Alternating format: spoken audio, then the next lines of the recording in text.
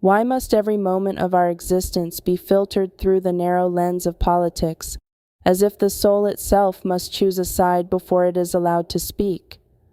When did we begin to forget that before any label, before any ideology, we were simply human, breathing, feeling, searching, hurting, healing? There is something sacred about the raw human perspective. It does not ask for allegiance. It does not demand conformity. It simply witnesses. It allows space for contradiction, for complexity, for truth that cannot be neatly folded into a narrative. Yet politics often asks us to trade that truth for belonging, to reshape our lived experiences so they align with something external, something constructed, and in doing so, we risk disconnecting from our own reality, because reality, in its purest form, is not partisan. It is not red or blue, left or right.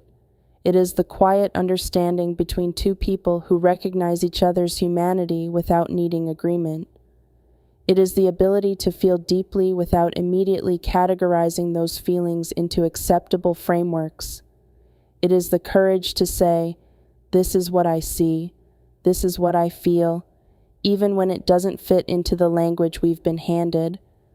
When everything becomes political, we begin to look at each other not as souls, but as positions. We stop listening to understand and start listening to respond.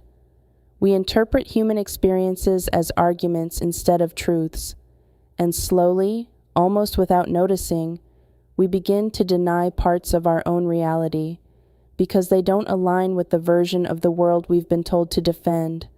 But the spirit does not thrive in denial. It thrives in honesty. To return to a human perspective is to return to something deeper than ideology. It is to see people not as representatives of ideas, but as living stories, each one shaped by pain, joy, fear, and hope. It is to allow reality to be messy, unpolished, and real. It is to trust that understanding does not require agreement, and that compassion does not weaken truth.